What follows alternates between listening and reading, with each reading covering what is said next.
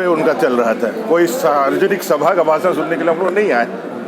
आप जलेबी की तरह बातों का जलेबी बनाइएगा और अपने विधायकों को बांट दीजिए, उसमें चलेगा।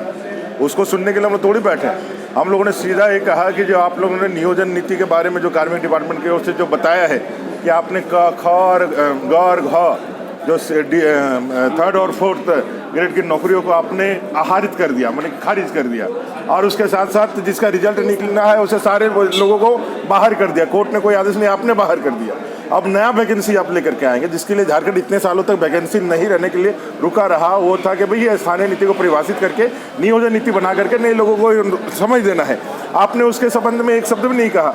आप यहाँ के मूलवासी झारखंडियों को नौकरी कैसे देंगे, इस विषय में आपने एक शब्द नहीं कहा। आप लॉ एंड ऑर्डर पे इतनी रेप की घटना, इतने सारी चीज़ें हुई, इसमें कुछ नहीं कहा। आपके ऑफिसर बेलगाम हो गए हैं, निकल के जा रहे, उसमें कुछ नहीं कहा। और उनके सिर्फ बातों की जलेबी सुनने के लिए कौन बैठा हुआ है यहाँ पे? आप अखबार न्यूज़ पढ़ाइए दीजिएगा, हम लोग देखिए लेंगे, सब लोग सोच ही लेंगे और सुन ही लेंगे। आज जिस विषय को लेकर के विपक्ष यहाँ बैठा है, हम लोग सुन रहे थे। हम लोग को उम्मीद थी कि मुख्यमंत्री जी कम से कम कुछ अच्छा बोलेंगे, लेकिन नहीं।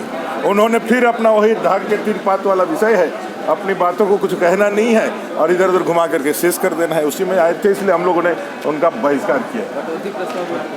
हाँ जी, मैंने कटौती प्रस्ताव रखा था। मैंने रखा था इस सरकार को क्यों हम लोग पैसा दे इस डिपार्टमेंट में, जिस डिपार्टमेंट ने अभी तक लॉ एंड ऑर्डर के मामले में अपने आप को फिसड्डी पाए। जहाँ आप देखेंगे भी राज्यपाल महोदया के दीवार तक नक्सली पोस्टर चिपकाते हैं, साथ अपने आदिवासी भाइयों हैं उनका गला काट करके नृशंस हत्या कर दिया जाता है। झारखंड के इतिहास में पहली बार होता है। 5 हमारे आदिवासी भाइयों का टांगी से हत्या कर दिया जाता है। आज हाईकोर्ट उसका संज्ञान लेता है।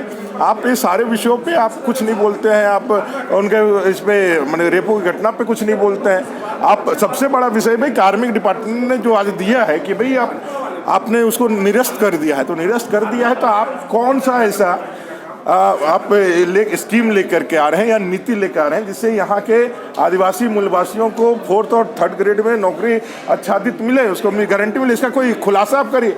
वो खुलासा नहीं करके रघुवर चालीसा पढ़ रहे हैं। रघुवर चालीसा पढ़ करके सत्ता में तो आ गए, अब सत्ता चलाने में भी रघुवर चालीसा। आप तो अपना तो कुछ बताइए, रघुवर चालीसा कितना दिन पढ़िएगा और कितना दिन आपका जीवन चलेगा?